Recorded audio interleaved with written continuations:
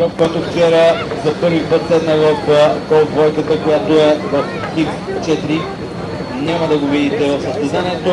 Причината е проблеми с двигателя, които още вчера бяха идентифицирани, но до последно днес се чакаше решението на човека, създал тази кола.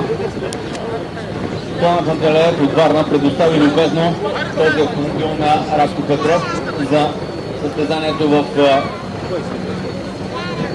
Бургас.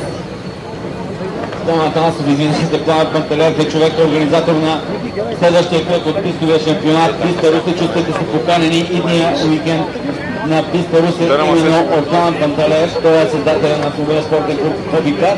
А Пламен Атанасов е всъщност човека, който подготви този автомобил още преди 4 години, но за съжаление не го беше изказал доста отдавна. И това е причината, може би сега да се проявят тези проблеми, които наистина